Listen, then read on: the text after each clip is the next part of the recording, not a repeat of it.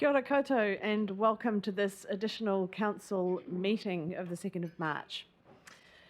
Welcome to my fellow elected members, to our Chief Executive, Darren Edwards, who will be assisting me today, to council staff, to members of the public who are here today, also our representatives from our 5 community boards. We have all our 5 community board chairs here today. Welcome to you. And I'll now pass over to Andre Baker for a karakia. Tēnā no tātou, hui tahi nei raru i te maru o te whare. Nei rāta mihi ki te whakamininga, e tai tinana mai ki tēnei huhuinga. Kei ngā rangatira o te kaunihera, kei ngā puki ngā mahi, e whakatikatika, e nei tō tātou nei huhuinga, nei rāta mihi kia koutou. Kei te iwi toko toru o Ngāti tō rangatira ati awa ki whakarongo tai, a ngā hapu o ta, ki ora o tira Ngāti Raukawa te au ki te tonga. Tēnā koutou. E te atua tō mātou kaihanga, ka ti aho te māramatanga me te Uruhi a kupu kōrero. Ti matau, mahi ke mau te tika me te aroha. Me te ake utonu ki a mātou tau aroha e roto i tēnei huhuinga. Whakaki a mātou whakaaro, mātou mahi katoa te wairua tapu. Tuturu kia rongo whakamau a kia tīnā. Huie. Kia ora mai tātou. And a particular welcome to our 3 iwi representatives who are here today from Te Atiawa, Ngāti Toa Rangatira and Ngā Hapu Otaki. I'll now move to item 2 on the agenda, Council Blessing. Sophie Hanford. Ia mātou e whiriwhiri ana i ngā take kei mua i o mātou aro. E pono ana mātou ka kaha tonu ki te whakapau mahara hua pai mo ngā hapori i mahi nei mātou. Me kaha hoki mātou katoa kia whaihua kia tōtika tā mātou mahi a mā te maia te tiro whakamua me te hihiri kataia te arahi I roto I te kotahitanga me te aroha. Kia ora, Sophie. I now move to item 3, apologies. I have an apology from Deputy Mayor Lawrence Kirby, who's unwell. Do I have any other apologies? I think we have a full complement of members today. Can I have a mover for that apology? Moved by Councillor Pravanov, seconded by Councillor Hanford. All in favour? Aye, that's carried. Item 4, declarations of interest relating to items on the agenda. Do I have any? There don't appear to be any. And the item we've all been waiting for, item 5, public speaking time for items relating to the agenda. And on my list today, I have 8 speakers. I'll just check everyone in the public gallery, you need to have registered for public speaking time with Democracy Services over here. If you feel like you haven't followed that process and you'd like to speak, just raise your hand or approach a staff member and they'll add you to the list. So I've had a request for an early speaking slot from Gwyn Compton. So I'll welcome Gwyn now.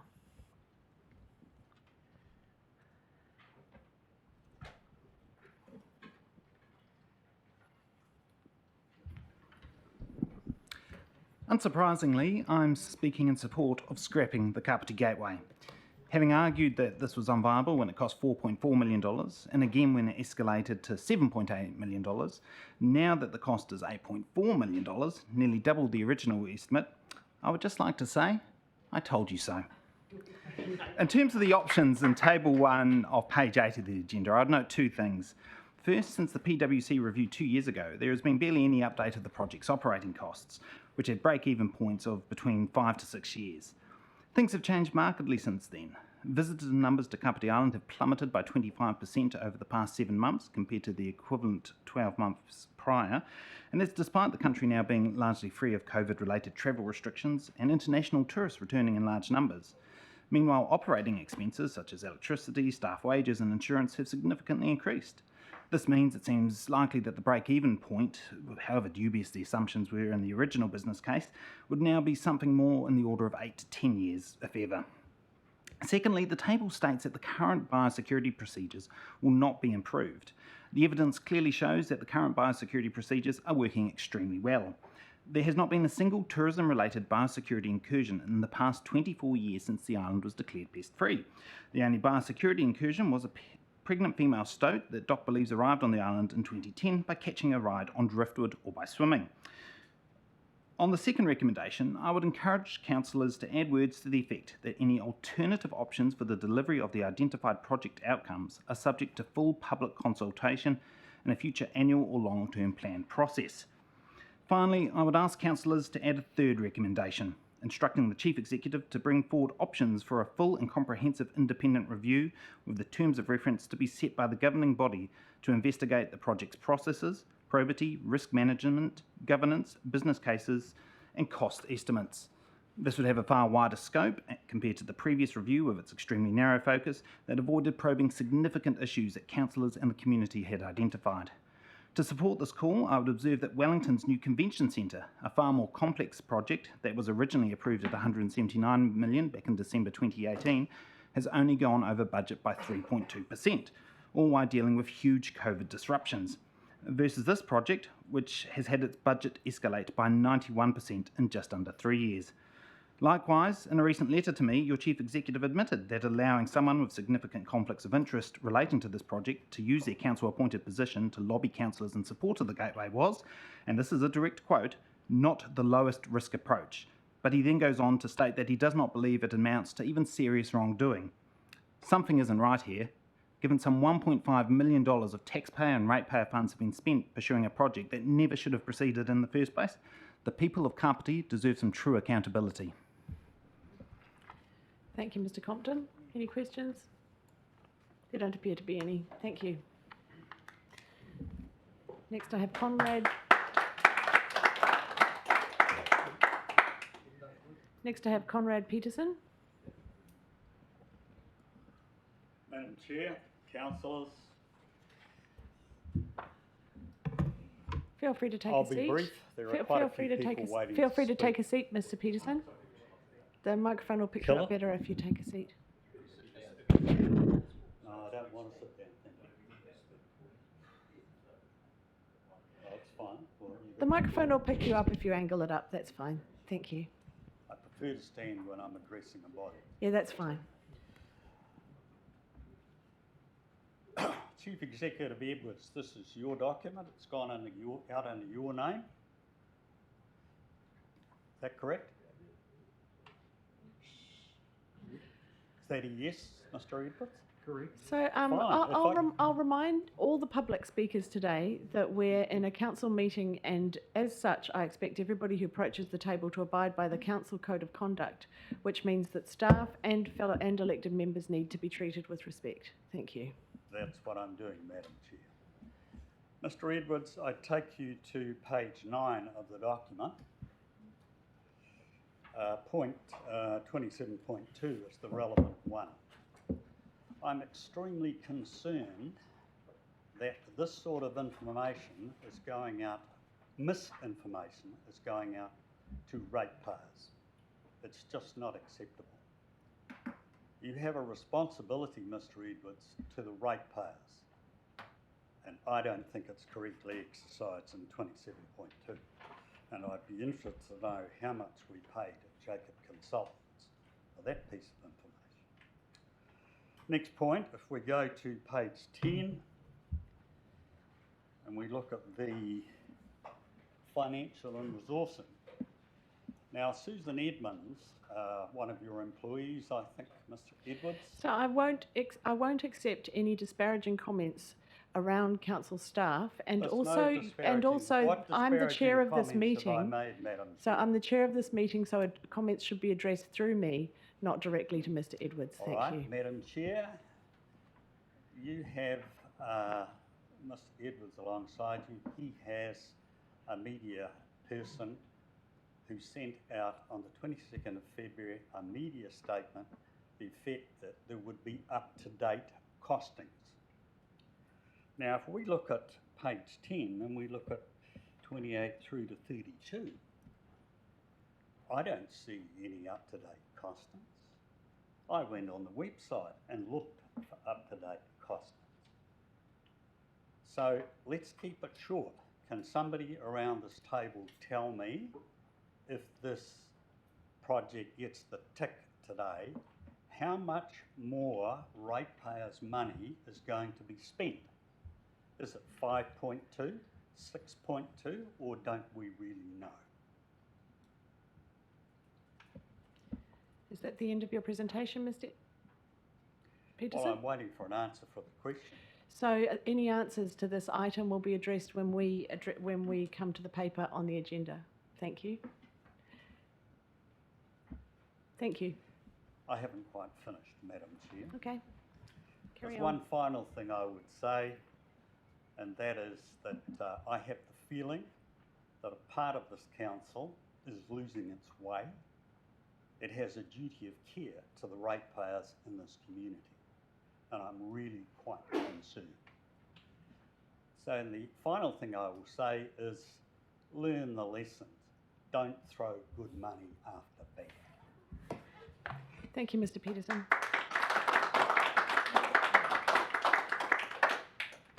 Next, I have Richard Young. Welcome, Mr. Young.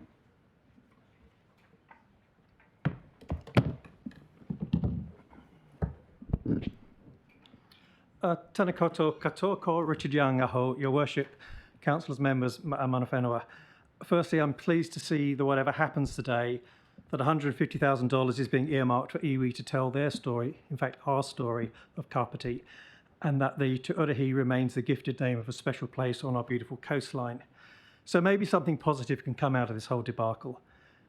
When we elected councillors, we expected them to honour commitments they've made during elections. When candidates say they would cancel the ill-conceived Gateway project, it is reasonable to expect that they checked all the information available to reach their position. It's therefore also reasonable to expect that they would follow through on their commitment at the first opportunity. So in November, when some councillors voted to delay cancelling Gateway on the basis of wanting more information, you, failed your electors.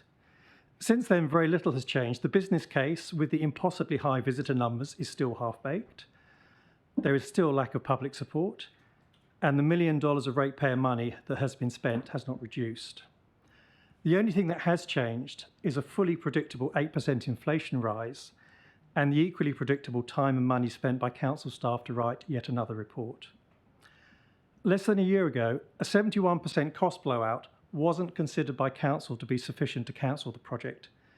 But today, just a further 8% rise is described in the report as being a significant cost escalation, which means the project is not viable to progress. Is this for real? Or is this just a convenient get-out-of-jail card for the councillors who failed to fulfil their election obligations, their commitments, and for the two councillors at the table who always voted in favour of Gateway to save their face? I'm sure we'll hear statements today about new information or councillors now have the full picture. But in reality, nothing has changed. Councillors have just been provided with another report by staff that wasn't necessary. And why the extraordinary meeting today? The emails between councillors and staff and the Mayor released under OIA did show that the original plan was to take this to a subcommittee. And I note that it was only through pressure from councillors Halliday, Cole-Wilson and Cooper that this meeting actually got arranged. Thank you for that. So now council has another opportunity not only to cancel Gateway, but to say sorry to the local community for failing to listen, sorry to iwi for over-promising, sorry to the ratepayers for failing to apply the most basic level of due diligence and wasting over $1 million of ratepayer money. In November, I asked council to show true leadership and cancel Gateway. As a council, you failed to do this. Please do not fail us again today. You as a council have far more urgent and important matters and challenges to attend to in our beautiful Uruhi.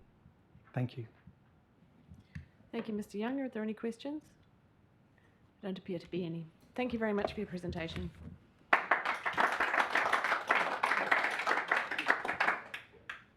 Claire Holden.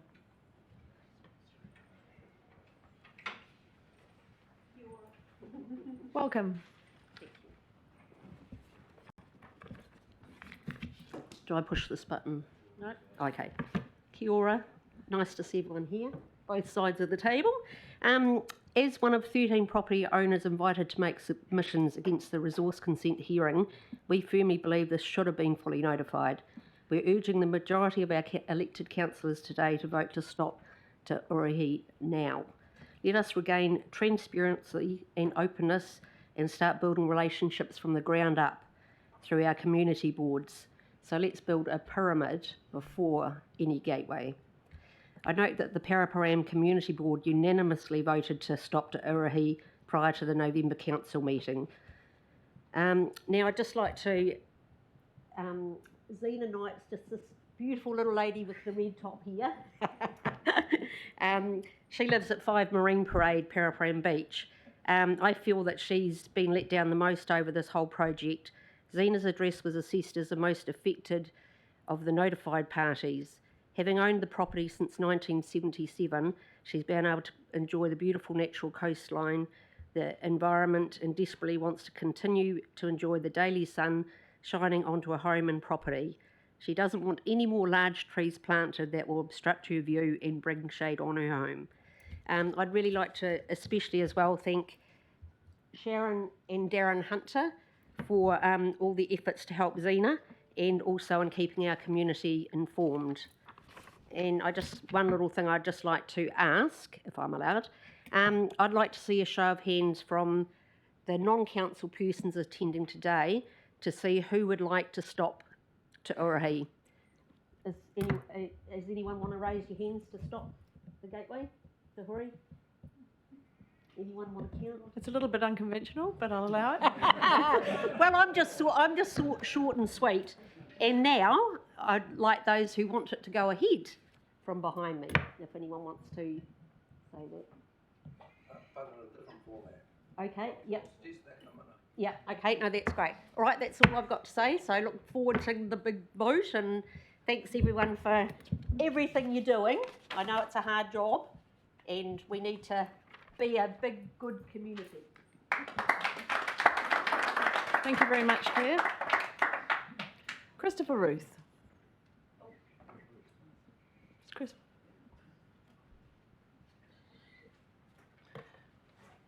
Welcome, Mr. Ruth. We haven't seen you in chambers for a while. Welcome. No, it's been a long time.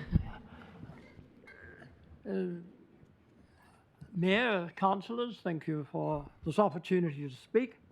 I'm speaking on behalf of KISS, the Kapiti Improvement Society. I'm the co-chair. The other co-chair asked me to blow a kiss, Kapiti Improvement Society being KISS, and in the sense of Aroha, I give you a kiss to you all, and I'm particularly delighted to be able to say that we fully support the recommendation of the council staff report. KISS started off right at the beginning after the Provincial Growth Fund thing, pointing out all the defects, and it's pleasing to see that the council officers, after all this time, finally saw the light, and we are in the happy position of being able to support their primary recommendation of stopping the gateway, and so we can blow them a kiss as well. KISS is, of course, a society to assist those who feel voiceless when there are issues of major public concern, and our participation is really being involved in a participatory democratic process.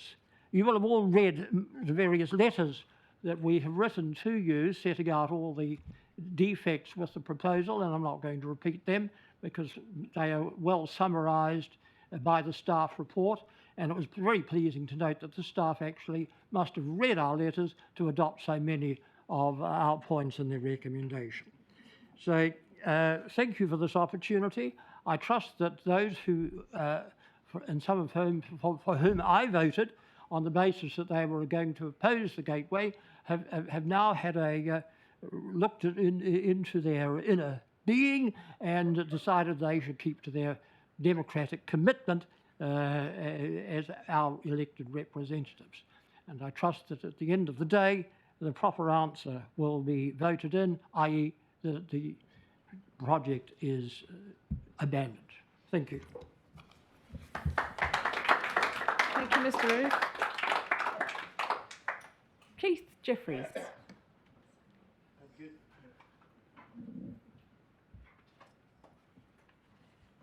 Welcome, Mr. Jeffries. Yeah, thank you, Your Worship.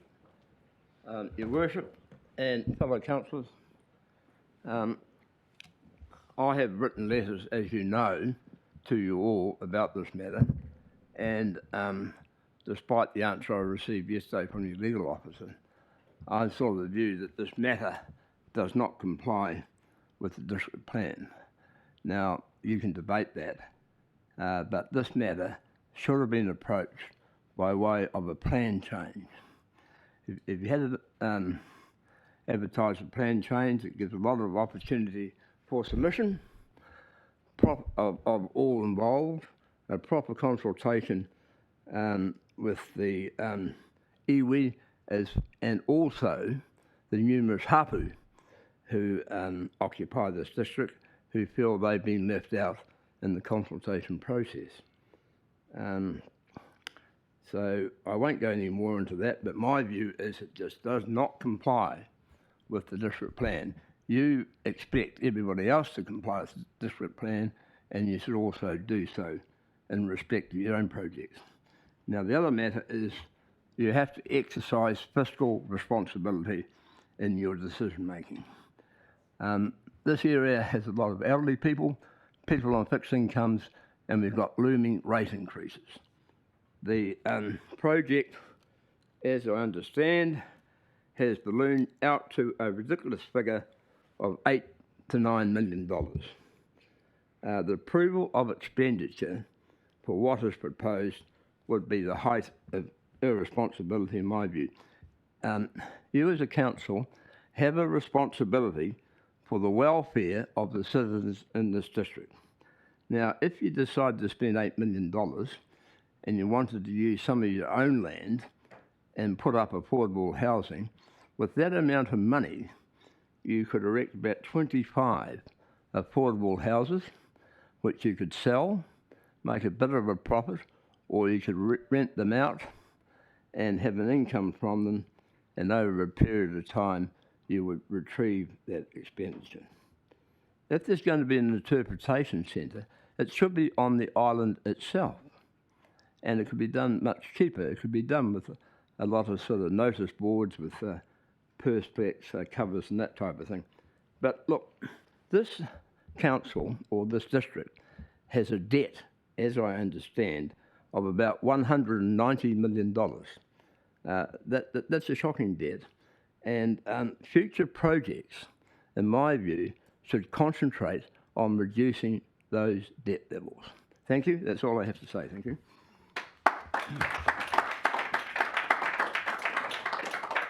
Thank you, Mr. Jeffries. Fred Davies.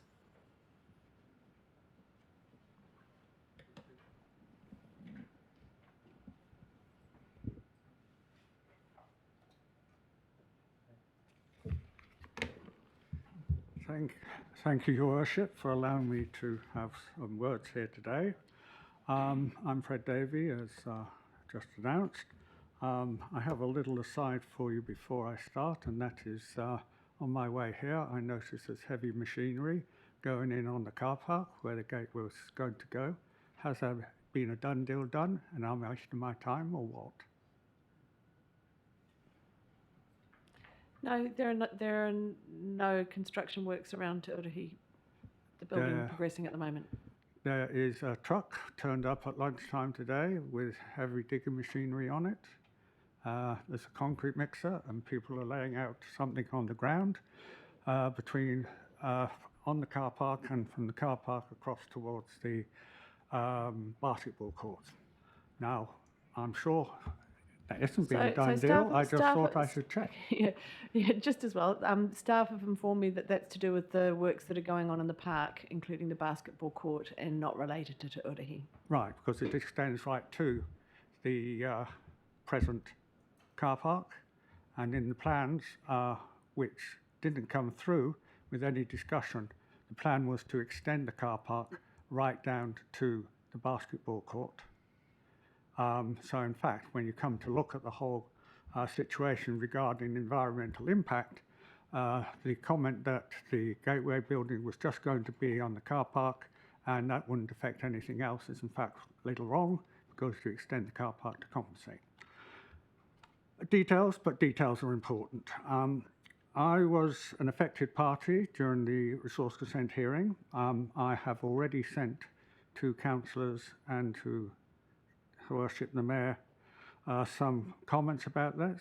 These were only on some aspects of it. I could point out several other aspects of the resource consent hearing which are, in my view, indefensible, but that's not what we're talking about today. I support the proposal to terminate the Gateway project, due, as most people have mentioned, to the excessive costs, and also to the treatment of local residents, local ratepayers, with respect to other people, and particularly to iwi and mana whenua. They've been consulted extensively. Local residents have not been. The communication, in spite of what is noted down on Alison Law's report, from council has been minimal to obstructive, in my experience, and this is from 2018 through 2021. I've been told to go to the Ombudsman if I wanted information. That's the level of response I've been getting from council staff. As I said, there's little of any benefit to local ratepayers or residents with the Gateway, only an advantage to the ferry operator, who will have nice new facilities. Whether he could afford them, I don't know, if it went through. This brings up an issue of communication and consulting. Since 2019, there has been a governance group set up by Mayor Guru Nathan. I note in Alison's Law's comments, she is in fact incorrect. There was one before the two she mentions, and this included George Hickton as chair, John Barrett. He was then swapped out because there was perceived conflict of interest, and someone If you could wind up, please, Mr. Davies. You've passed your 3 minutes, I think. Do you want me to finish? Okay. If the project is terminated, then it's essential under recommendation B to add consult affected parties. I have many, many notes on the law agenda paper. In her timelines at the end, I think I have 15 or 16 points, which are either incorrect or poorly expressed or marginal, and they need clarification. I'll finish there. I tend to be a details person, but I would have to say I've been really quite surprised at the quality or lack of quality in the paper for this particular agenda paper for this particular meeting. Thank you. Thank you. Thank you for your thoughts on that, Mr. Davies. I guess it's a matter of opinion, the quality or not of the paper. Michael Alexander.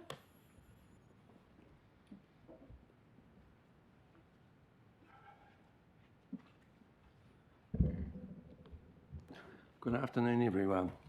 I'm here to try and give you some options to sort out the situation at the moment. One thing I'd like to mention is that the Prime Minister has stated the government has not enough money to deal with the cyclone up there. I think it would be really bad taste for us to go ahead with this project and take that money from the government. I think we should can the project and inform the government we won't be taking the money and the government can use it for the cyclone. I have a real bad feeling of taking this money in this situation. It's not good. There's a number of options. I feel that we could, a lot of people spend a lot of time on this and the money. First thing was talking to members of the boating club. Some of them suggested to me that they feel the boating club is underutilised. So we could approach them, the committee, and do some modifications there and use the boating club. That's an option. Another option is that we could approach the residents with the houses north of the boating club and ask them if they want to sell. I suggested to the council they purchased number 5 Manly Street 2 years ago, and it was 1.2 million. And that would have been, it was quite a good property, heaps of parking, direct access to the beach. And if the business case doesn't work, then we just sell the place and get the ratepayers' money back. Simple as that. The current situation, having the building south of the stream, I feel, has a lot of technical problems. I was told the boats are going to go up to the building and the tourists are going to alight onto the boat and drive down. Well, it's unsuitable to launch south of the stream, so that means the boat tractors and trailers will be going through the stream up to 20 times a day, and as far as I'm concerned, that's illegal crossing the stream, especially at fish spawning time. They could go out onto the highway, onto the road, but they're really wide trailers, and I just see an accident happening really quick. So I can't sort of see, no one's explained to me how all this works. I just can't see, doesn't work. So you need a place north of the stream. No one's given me the footprint on this building, which uses a lot of concrete. Nothing's come out. I don't know what's going on. The other thing is, if you watch the film on TV about Richard Attenborough a couple of days ago, the sea level rise could occur any time. It's as simple as that. With these big blocks of ice that could drop off in Antarctica. There's about 11 blocks, about the size of Sweden. So putting a building there, you say it can be moved, but I haven't seen any figures on that or where you're going to move the building to. As simple as that. And if that is the case, you have put that in writing, it has to go into the contingent liability in the council accounts under the standard accounting practice. So there's another problem. So I hope you take a suggestion I said of going to the boating club or other residents north of there if they want to sell, so we can still use this project and capture something at minimum cost of the ratepayers. I feel I'm a little bit involved in this project because I was making the walking tracks on Cavity Island in 1973 with picks and shovels, and then later in 1970 with 6 others setting up the Cavity Island Voluntary Marine Reserve. And that took a lot of effort and going into the 80s, and I feel those two projects have now contributed to what we've got as a really good tourist operation here going ahead. So yeah, hopefully we can recapture something out of all this, but we can't go ahead at the moment and just tell the government we've canned it. Okay, thanks for that. Thanks, Mike. A unique and pragmatic approach as always, and thanks for some positive suggestions going forward too. That's really useful. Anybody have any questions? There don't appear to be any. Thank you. Okay, thanks. Thanks.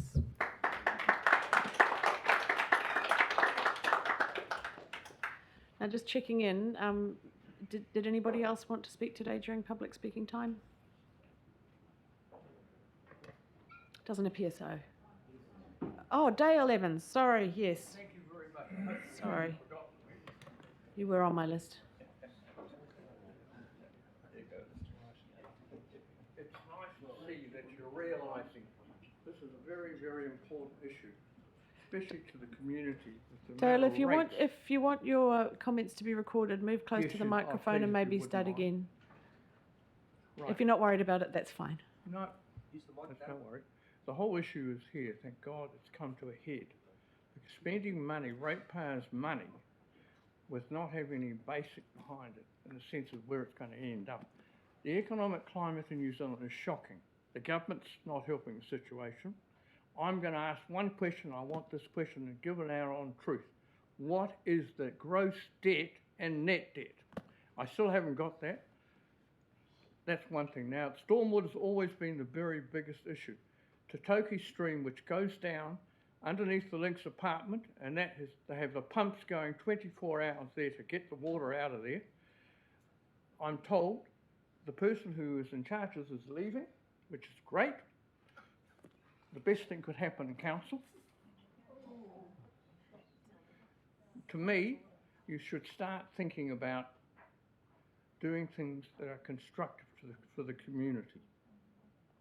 And the ratepayers are having to shift out of the area because they can't afford to live here. I was trying to check on the gross debt and net debt and missed a comment that you made, which was extremely disparaging towards staff. So I'll ask you to take a seat, please, Mr. Evans. Thank you. I apologise for that. You've breached standing orders. I'll allow you to continue, but please Respect the I standing orders of realise this the standing chamber. orders and what I've overstepped the mark there, but the whole issue is here that there's some accountability with staff.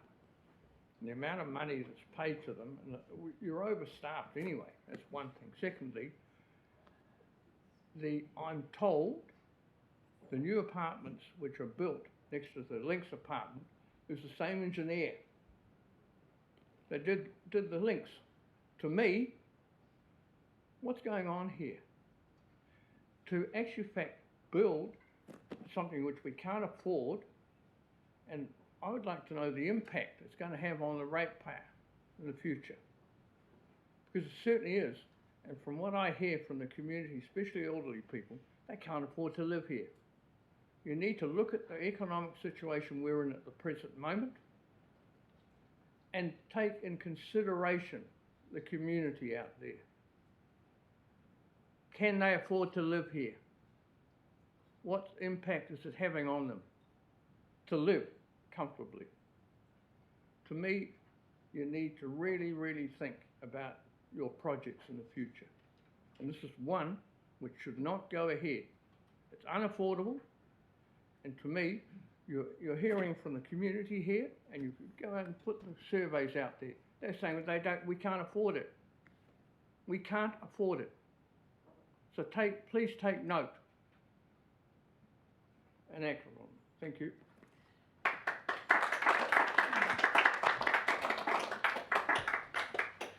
So that brings us to the end of public speaking time. We'll move on with the agenda.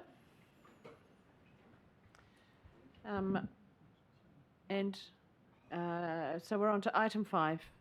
Oh no, we're on to item 6, members' business. Do I have any leaves of absence people want to apply for in this forum? I haven't had any notifications of matters of an urgent nature, though we are dealing with a previous one. So we're on item 7. Yes, Mr. Could Councillor I Halliday? please bring something up in members' business? I'm afraid it's not an item of urgent nature as such, but something I think it needs to be addressed before we move into reports. I haven't had any notification before the meeting of what that is. What's the subject? The subject is the motion we have currently lying on the table in regards to Uruhi. That will be addressed during the report. I just do note that it's not a report, it's actually a motion. I'm just looking for some guidance, whereas that lies in how it should be addressed. I've been through standing orders and it's not very, very clear how a motion that's left to lie on the table is addressed as such. I would have thought that as a process that we would address the current motion that's sitting on the table in regards to this particular topic. The reasons that it was left to lie on the table have been addressed through the report or the meeting that we had last week. So with those conditions being met, at what point are we supposed to address the motion as such? Because it's quite a defining motion as such, and having it on the other side of the reports, I don't think it's appropriate in this case. Thank you for your thoughts on that. The motion to lie it on the table was until a particular meeting. It didn't say when in the meeting that was going to occur, so it lies on the table until it gets moved and seconded again, which can be at any stage. So I'll move now on with item 7, which is reports, and I'm sure we'll deal with that at an appropriate time. Thank you. Madam Chair. Thank you, Madam Chair. I'm just going to say, in that case... You're calling a point of order? No, No, so I'm just saying that... we're not debating that. Thank you. We're moving on. Thank you, Madam Chair. So if the report you have in front of you today, I think if we could take that as read. Look, I'll just let this run if you don't mind, Mr. Mallon. But please, let's make this conversation brief. Certainly. You just mentioned that the motion could be put forward at any stage. Councillor Coe, at the beginning of item 7, I think was alluding to wanting to address that motion. All she was doing was responding to the comment you just made.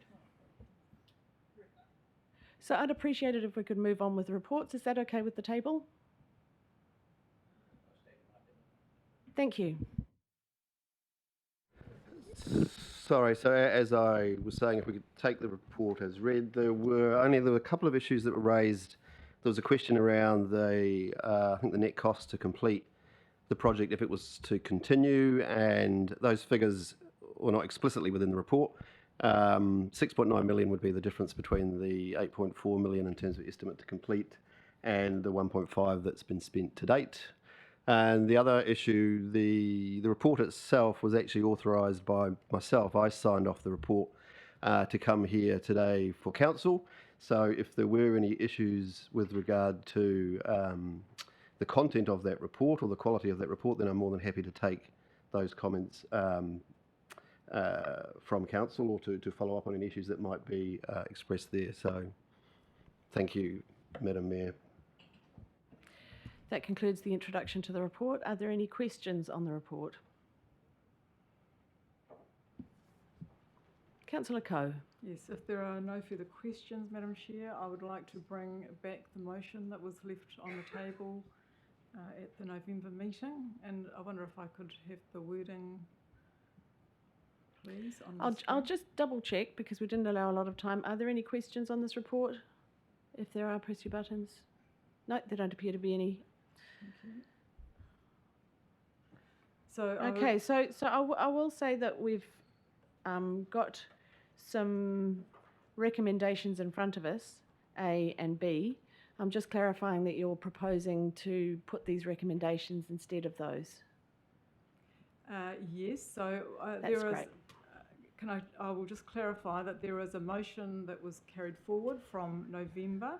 That motion requires a couple of amendments to bring it up to speed with events that have happened in the interim, including both the production of this report and the resource consent being granted. So I would like to present the motion as it was in November, and also following that propose some amendments to that motion to bring it into line with those two things that have happened since that date.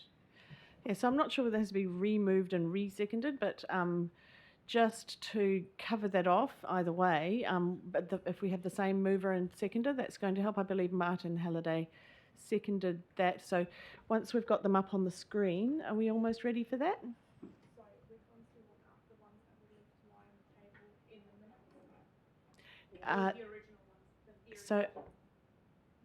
So I believe Councillor Coe has sent through some suggested amendments. So if we could have those up on the screen, that would be great. Thank you.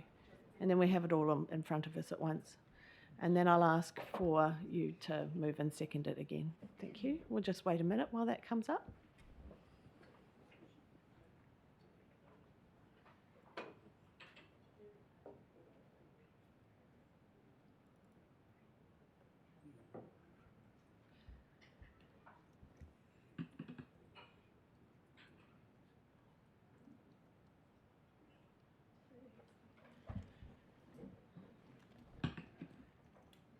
Okay, so that's the original motion. So could I have a mover and a seconder, and then you can have introductory comments? Is that sure? Is that okay? Sure. So I would like to move the motion. The motion is. Would you like me to read it out?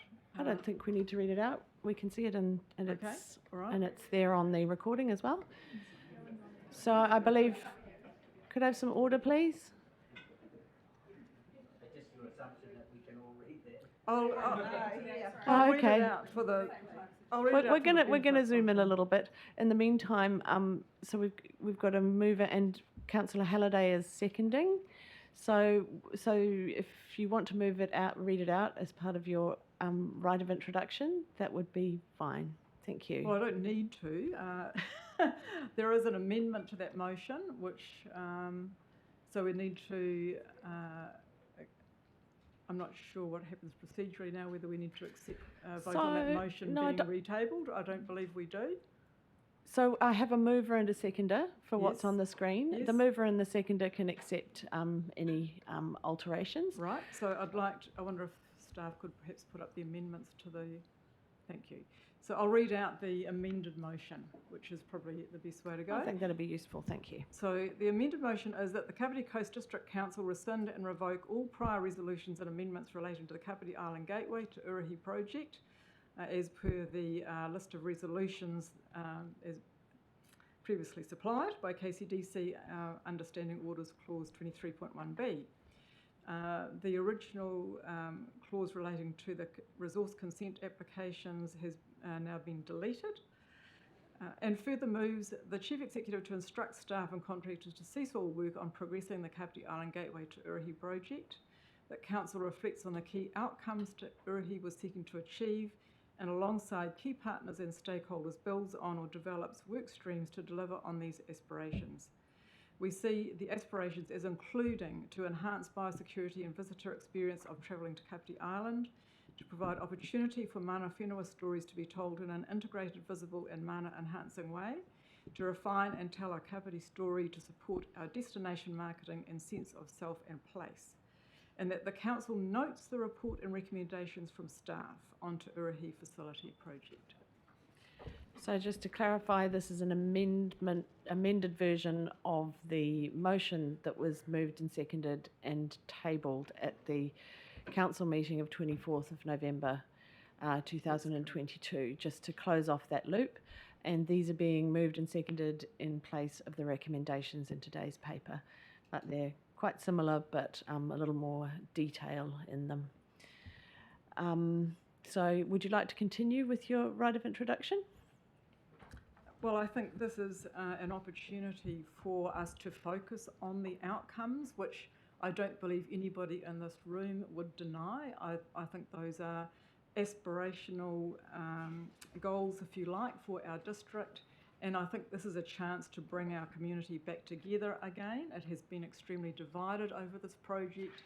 It's time now to set those divisions aside and to look at how we can achieve those goals for the benefit of our district by working together in a transparent and open way, and also in an affordable way, so that it's not imposing unnecessary burdens on our ratepayers, and so that we don't have a number of people who are extremely disadvantaged by the way we go about things. I believe these goals are all achievable in different ways that are more affordable and more acceptable to our community.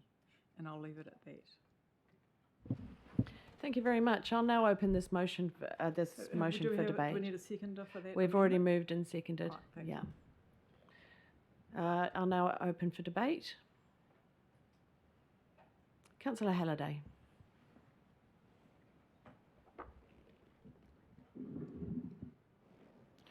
Thank you. Through you, Madam Chair. It is also not my intent to relitigate all this. I'll let some of my notes speak for themselves in regards to this whole process. I just want to make some acknowledgements, and those acknowledgements in relation to the journey that's been ongoing for quite a number of years now. I'd like to acknowledge the Hunters, Sharon and Darren. I'd also like to acknowledge the Coopers, that's both Glenn and Vicky. Now that Glenn's also at the table. I also like to acknowledge ex-councillor Bernie Randall and Councillor Pavanov in regards to their support on, with regards to my work in this area over the past 3 or 4 years. Special mention and acknowledgement to Carl Webber with regards to the support I've received from him and my own other support networks, especially my wife Dee, who's put up with quite a bit from me in regards to this particular topic. And last but not least, my ex-fellow councillor Gwyn Compton, who's been tenacious and ongoing with regards to his approach to this. To say this has been a challenging and uphill battle would be putting it mildly. I 100% support where we're at with this. I look forward to addressing the outcomes. And we'll 100% be supporting this motion as it stands. Thank you. Do I have any other debate or anyone else who wishes to comment, including our iwi partners? Just before we go to that, I'll make a few comments. I would like to acknowledge the huge amount of work that's gone into this by council staff. They worked very hard to get that government funding. They worked hard through COVID. There's been a lot of effort gone into the design and the project delivery. And yeah, it's always a shame to stop a project before completion. But in this case, the cost increase isn't just about the amount, it's about the context in terms of the economic environment we find ourselves in at the moment and the cost of living crisis that we're experiencing, not just in Kapiti, across the country. And today also we're, of course, thinking about the terrible disasters that are happening in our country, which was so articulately mentioned by one of our public speakers, Mike Alexander, today. I've come from a rural and provincial meeting today where we were discussing not just the impacts on infrastructure, roads, pipes, water supplies, electricity supplies, but also the impact on people. And so in the context of that, it does seem like a sensible decision not for us to proceed with this project today. It won't come as a surprise to some people that I did at one time support this project and have supported it through most of its progression. And that was what it was trying to. That was because of what it was trying to achieve: the enhanced biosecurity, the strengthening of our partnerships with mana whenua, and facilitating the mana whenua storytelling, promoting and enhancing Kapiti Island as a tourist attraction and supporting the promotion of Kapiti Coast as a tourist destination more widely, and enhancing the Kapiti Coast experience by celebrating our rich culture and history, and these are all outlined in the report. But it comes at a cost, and is it our first priority? We've been going through some visioning exercises as a council, and we're focusing on climate change and the huge challenges that we're going to be facing in terms of our resilience as a community, our response, and also our obligation to mitigate the effects of climate change as far as we're able in a council and across the district. So I know I've gone a little bit wide in my statement today, but I think it's important to see this in the wider context of what's going on in our district and across the country. I'm very happy that we brought back the previous motions that were worked on by Councillor Coe and others, including Councillor Hanford, so that we don't drop the ball on what we are trying to achieve. And I can see some possible existing projects where we could put a strong cultural lens on and also accelerate those projects. The Waikanai Library, our community centre, and our public art program across the district. And I think this motion today consolidates and puts a real pressure on us to make sure that we deliver those projects with optimal cultural and artistic expression, telling our Kapiti story in the best way possible.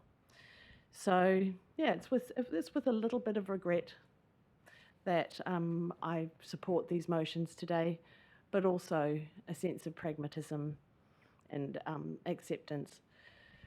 I'd like to acknowledge the huge amount of work that's gone in by our iwi partners, not just work, but also a huge mana that they've given this project, and I hope we can still continue to honour the name that was gifted to us, to Uruhi, and honour as many of those outcomes as we possibly can that we identified in the first instance.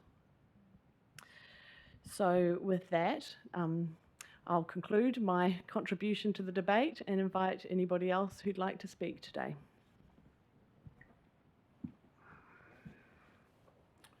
Kia ora mai tātou. First of all, I want to recognise the community who have addressed the council meeting this afternoon. Tamate Tūhaha captures today. Today's an unpredictable day. If we're talking about our maramataka, the position of the moon up in our sky, how's that relevant? Well, it's one of those things that informs our decision making and our relationships with one another. And we're going to continue to encourage our community, our district of Kapiti, to be open to the alignment of our traditional worldviews, our belief systems, to help inform us together developing and progressing this district, which is, as I keep saying, is still in its infancy. In 1844, a decision was made to construct a building in Otaki. Colonisers illegally imprisoned Te Rauparaha. For 18 months, he sat in the Auckland Harbour on a boat until we were able to successfully secure his freedom. In 1848, he issued a challenge to the three iwi and said basically, I no longer seek honour on earth. He was an elderly man, I only seek honour in heaven, or the place beyond this that we know, and directed his people to build a church. That's Rangiatea Church. It's the oldest and most famous building that we have a connection to through our affiliated whakapapa. In 1995, it was destroyed by arson, and those of you people here in this district who were living here will recall that. I had the privilege of project managing that, to replicate it, to return it to its original glory. Today, it's one of the most remarkable places that we have in our district. I see the reality here for us today where we are needing to take stock of decisions that have been made. And we're needing to all be accountable for the decisions that are made beyond today, to look at how we can construct something unique, something reflective of our treaty partnership that will not only make us all proud, but will create a destination in our district that others from around Aotearoa, New Zealand, albeit from around the globe, will want to come and visit and experience. I can say this on behalf of Tatiawa ki Whakarongotai and those elders who were consulted with to give the name to Uruhi. We're committed to Uruhi. We're leaving it in your hands as elected members and the decision makers of this council, on behalf of us as well as ratepayers, to make the appropriate decision that will be reflective of your treaty partnership and the 200 years that we've been here, and that we all want to honour the history of Kapiti, not just the island, but all those things that are uniquely defining who we are. And so on behalf of my iwi, the commitment that we've made with Ngāti Toa, Ngā Hapu, Raukawa, remains the same. I'm pleased that the paper today does reflect on the efforts made to consult with us, to seek our advice, to seek our involvement, to honour our partnership. And we look forward to this motion reflecting that today. And I respectfully acknowledge those from our community that have been brave enough to confront our council, and more importantly, our elected members, who at the end of the day have the accountability for decisions that are being made on all of our behalves. To the Mayor, to the CE, to our staff that have informed this meeting today, to our iwi, I acknowledge you all in your own capacity. I look forward to us progressing this matter beyond today's decision. Kia ora mai tātou. Kia ora. Kim, did you have a... Kia ora. Yes, I think Andre said it all really, but I'd just like to acknowledge the staff that have been involved with this project. It's been a very long process and a very lengthy process for them, and they have done their best to bring us an option that we can all be proud of. And no one can predict the future, no one can predict COVID, no one can predict the cyclone. So we find ourselves in a position where we're having to look at this and think about what our priorities are. As Andre said, Ngā Hapu Otaki are still fully in support of Te Uruhi, the project. We completely understand that we're now in a position where we have to rethink what that looks like. I do want to acknowledge the staff again in terms of their consultation. I think there are a lot of people out there who are still in support of Te Uruhi, but we can probably all agree that their priorities have changed. But to hear remarks to staff is disheartening to me, because they do work hard and they do want the best for this community, and so do all the councillors around the table.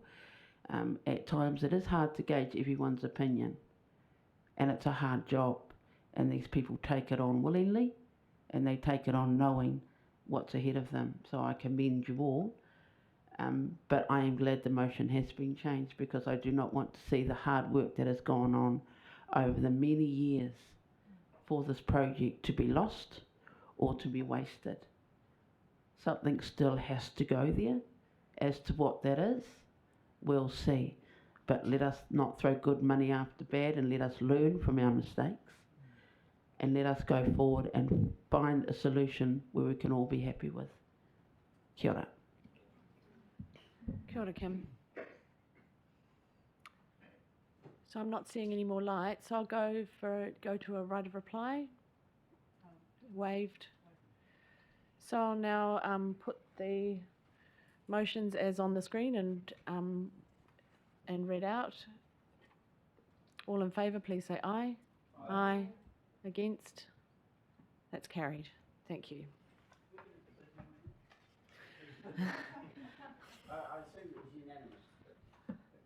Yeah, that was carried unanimously. So no need for a division, Councillor Wilson. Yeah. To be clear, he asked for one in jest.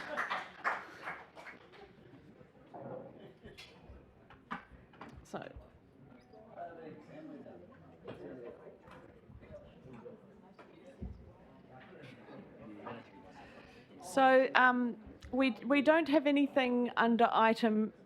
I'll bring the meeting back to order. So we no longer need to deal with the notice of motion, which is 7.2, because that's already been dealt with. So we have nothing under item 8. I don't think we have any public excluded items today. So I'll go to Andre for a closing karakia, if that's okay. Tēnā no hoki koutou. There are 4 elements that make up our person. There's our families, our whānau, our hinenaro, our mental and intellectual state of well-being, our tinana, our physical well-being, our wairua, spiritual well-being, or our faith and confidence, our trust. I'm going to construct a whare that resembles those 4 important elements of our well-being. And the words that I'm going to express will ask for that to be bound up to make it stronger and more resilient, to be healthy, and all the things that we do beyond this meeting today in our busy lives. Bind it up, make it healthy, make it stronger, everlasting. So kia ora mai tātou. Ko te pau o te whānau, ko te pau o te wairua, ko te pau o te hinenaro, ko te pau o te tinana te whare tapawhai e. Kia piki te ora, kia piki te kaha, kia piki te māramatanga i ngā wā katoa. Tūturu kia rongo whakamaua kia tīna. Tīna. Hui. Kia ora mai tātou. Kia ora, Andre. That brings this meeting to a close. Thank you all for your attendance.